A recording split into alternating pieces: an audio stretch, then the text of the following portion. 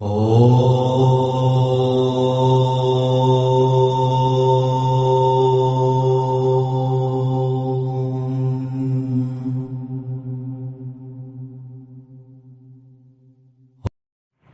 सूत्र 30। न आभास मात्रम अपि मलिन दर्पणवत। सूत्र क्या है? न आभास मात्रम अपि मलिन दर्पणवत। सूत्र 30। कौन सा अध्याय चल रहा है ये? चौथा। कौन सा दर्शन है? न्याय कौन कह रहा है भाई? जी, न्याय कहाँ से आ गए आप? सांख्य दर्शन चौथा अध्याय, सूत्र 30। ठीक है जी। तो सूत्रार्थ लिखिए इसका।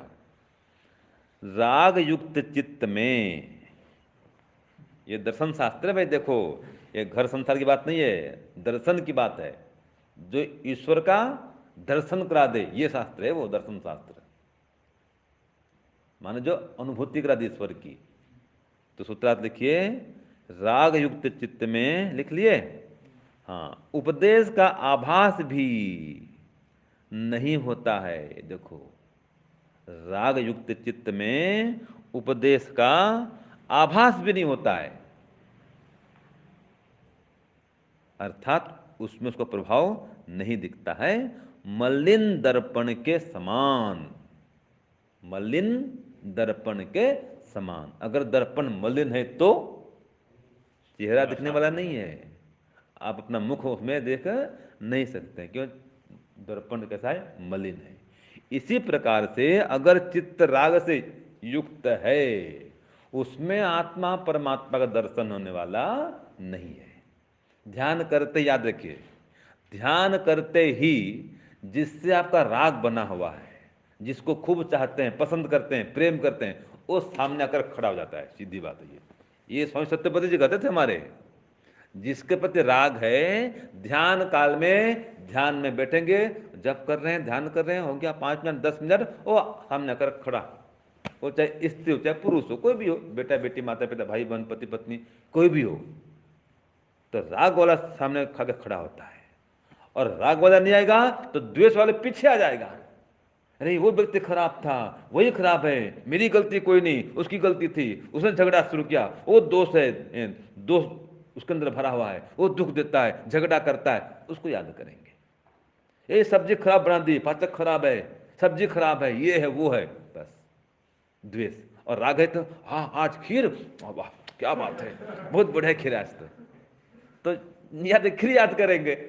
और सब्जी बिगड़ गई तो उसको याद करेंगे। तो उसमें द्वेष है। जिससे दुख मिलता है उससे द्वेष, और जिससे सुख मिलता है उससे राग। सीधी बात है ये। तो या तो राग याद आएगा या था, अथवा द्वेष। तो जिससे राग है वो चाहे जड़ पदार्थ हो चाहे चेतन हो, वो याद आएगा ध्यान काल में। अथवा जिससे द्वेष है वो भी याद आएगा, वो जड़ हो चाहे चेतन हो। तो ये कह रहा है अगर राग द्वेष बना हुआ है तो चित्त कैसा है? मलिन युक्त है। तो इस मलिन चित्त में आत्मा परमात्मा का दर्शन नहीं हो सकता है। जैसे कि दर्पणे, माने दर्पण में क्या होता है? अगर वहां धूल मिट्टी जमी हुई है तो आप उसमें अपने चेहरे को देख नहीं सकते हैं, वो ठीक दिखता नहीं है। आभास न आभास मात्र अपनी, आभास भी नहीं होता। तो धूल मिट्टी जमी हुई है, पर साफ करो उसको, जब धूल मिट्टी हटाएंगे फिर चेहरा दिखता है। तो इसी प्रकार से ये राग और द्वेष को हटाएंगे तो आत्मा परमात्मा का दर्शन हो सकता है। ये सूत्र 30 में बता दिया गया है। अब अंतिम सूत्र बचा, सूत्र 31। बोलिए। न तज्जस्यापि, बोलिए, न तज्जस्यापि तद्रूपता पंकजवत। सूत्रार्थ लिखिए। जैसे अशुद्ध भूमि में, जैसे अशुद्ध भूमि में उत्पन्न हुए अंकुर की शुद्ध भूमि में उत्पन्न अंकुर के तुल्य गुणवत्ता नहीं होती, वैसे, फिर बोलूं, जैसे अशुद्ध भूमि में उत्पन्न हुए अंकुर की शुद्ध भूमि में उत्पन्न अंकुर के समान या तुल्य गुणवत्ता नहीं होती है। समझा दो इसको। कोई खराब स्थान है, कीचड़ है, हाँ कीचड़ है, दुर्गंध स्थान है, हाँ बंजर भूमि है और खराब स्थान है, मतलब वो क्या बोलते हैं, सीवर सीवर, गटर वाला पानी जहाँ बहता है, ऐसे स्थान है। अब वहाँ पर कोई सब्जी उगी हुई है और एक सब्जी उगी है बढ़िया खेत में एकदम फर्स्ट क्लास, उसमें शुद्ध गाय के गोबर से खेती हो रही है, कोई रासायनिक खाद नहीं, गंदा पदार्थ कोई है नहीं, तो वो जो सब्जी होगी और उसमें जो गंदे पानी वाले जगह में जो सब्जी होगी, बहुत अंतर है दोनों में। तो कह रहा है कि जो शुद्ध भूमि है उसमें जो उत्पन्न होती है सब्जी, या उसमें जो अंकुर उत्पन्न होता है, अंकुर फूटता है, उसकी तुलना में ये जो अशुद्ध स्थान में जो सब्जी होते हैं या कोई अंकुर फूटता है, उसमें तुल्यता नहीं होती है, समानता नहीं होती, वो तो निकृष्ट है वो, तो ये कह रहा है। तो उसकी तुल्यता नहीं हो सकती है। वैसे ही अब देखिए, राग युक्त चित्त में या राग युक्त मलिन चित्त में उत्तम उपदेश का भी उत्तम प्रभाव नहीं पड़ता है। लिख लिया अंतिम में ये। वैसे राग युक्त मलिन चित्त में उत्तम उपदेश का उत्तम प्रभाव नहीं पड़ता है। क्यों?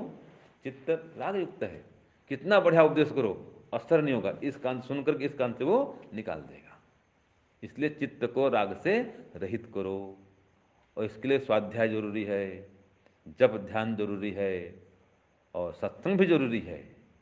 और फिर इसको सुन करके मनन करना आवश्यक है, चिंतन करना, मनन करना, फिर क्या करना, हाँ निज ध्यासन करना, फिर इसको आचरण में उतारना, तब जाके राग जो नष्ट होता है। अंतिम सूत्र है 32 का, पढ़िए। न भूति योगे अपि कृतकृत्यता उपास्य सिद्धिवत, उपास्य सिद्धिवत। ठीक है जी, उपास्य सिद्धिवत, उपास्य सिद्धिवत, सूत्रार्थ लिखिए अंतिम। अनेक योग सिद्धियों के प्राप्त होने पर भी, अनेक योग सिद्धियों के प्राप्त होने पर भी वैसी सफलता, वैसी सफलता नहीं होती जैसी सफलता ईश्वर प्राप्ति होने पर होती है। फिर बोल दूं, सिद्धियों के प्राप्त होने पर भी या अनेक सिद्धियों के प्राप्त होने पर भी वैसी सफलता नहीं होती जैसी सफलता ईश्वर की प्राप्ति होने से होती है। या जिस प्रकार सफलता विवेक को प्राप्त करने से होती है, वो सफलता कितना धन ऐश्वर्य बढ़ा बढ़ा दो, वो सफलता नहीं मानी जाती है। आज सफलता किसको मानते हैं? नौकरी मिल जाए, है जी, सेंटर का नौकरी मिल जाए, बहुत बढ़िया क्लास वन अफसर बन जाए, वाह सफल हो गए, ये कोई सफलता नहीं है। बहुत बड़ा बिजनेसमैन बन गए, ये कोई सफलता नहीं है। तो अनेक सिद्धियां आ गई, धन संपत्ति ऐश्वर्य आ गए, बेटा बेटी पत्नी बाल बच्चे नौकर चाकर गाड़ी बंगला सब कुछ परिपूर्ण हो गया ऐश्वर्य से, तो बोलता है मैं सफल हो गया, ये सफलता नहीं, ये सफलता नहीं है। ईश्वर को प्राप्त करने पर जो सफलता है वो सफलता असली है। विवेक वैराग्य और तत्वज्ञान, इसको प्राप्त करने पर जो सफलता है वो सफलता असली है। ऐसी सफलता वो सफलता नहीं होती है जो आप धन संपत्ति प्राप्त करने पर मानते हैं। इसलिए घर द्वार छोड़ना बहुत बड़ी सफलता है, विवेक वैराग्य उत्पन्न करना बहुत बड़ी सफलता है। ये इसके तुलना में वो लाख लखपति है करोड़पति है कुछ काम का नहीं है। क्यों? आपने पढ़ा होगा, उसमें आता है नारहत षोडशी कलाम, आता है ना, हाँ, कि जो विवेक को प्राप्त कर लेता है, संतोषात अनुत्तम सुख लाभ, इसकी भाष्य में है वो, कि जिसको संतोष से जो सुख मिलता है, ठीक है, वो सुख जो है, हाँ, यच्च काम सुखम लोके, और यच्च दिव्यम महत् सुखम कृष्णाक्षय सुखस्येते नारहत षोडशीम कलाम, ये भाष्य, ये व्यास भाष्य में है। तो तत्वज्ञान को प्राप्त करने पर व्यक्ति संतुष्ट रहता है, फिर तृप्त, आनंदित हो जाता है। तो ये जो सुख मिलता है ना तत्वज्ञान से, विवेक से, वैराग्य से, ये सबसे बड़ा है। इसलिए कहा है वैराग्यम एवं वैराग्यमेवाभयम्। अभयम।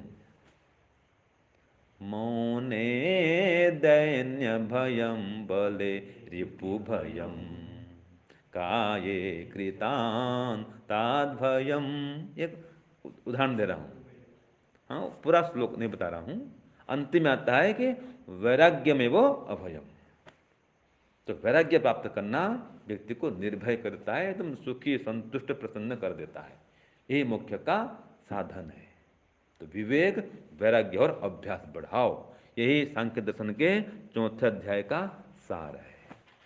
जब तक विवेक नहीं होता है व्यक्ति का घर से राग से छूटना कठिन होता है। तो राग को नष्ट करना हो तो विवेक उत्पन्न करो। विवेक उत्पन्न हो जाता है, तत्व ज्ञान हो गया, फिर घर द्वार माया मोह सब छूट जाता है, फिर लगन ईश्वर का, फिर समाधि की ओर व्यक्ति आगे बढ़ना आरंभ करता है। तो जो चौथा अध्याय सांख्य का है, ये विवेक को, वैराग्य को उत्पन्न करने वाला अध्याय है। अगर कोई घर संसार में रहता है और रह रहे हैं, आप लोग सुन रहे हैं, अगर आपको बुरा लगता हो तो इसमें बुरा लगने वाली कोई बात नहीं है। ये दर्शन शास्त्र की बात है और महर्षि कपिल ने ये उपदेश दिया है। ये उपदेश मेरा कोई नहीं है। तो जो सांख्यकार हैं कपिल मुनि, उनके संदेश को मैंने सांख्य दर्शन के चौथे अध्याय के आधार पर पहुंचाने का प्रयत्न किया। आप इसको बार बार पढ़ें। आवृत्ति असंख्य उपदेश साथ कहा भी गया है, बार बार सुने पढ़ें तो विवेक उत्पन्न होगा। विवेक उत्पन्न हो जाएगा तो आप आत्मा परमात्मा को जानने के योग्य हो जाएंगे। ये इस अध्याय का सार है। ओम शांति ओम शम। सबको सादर नमस्ते जी।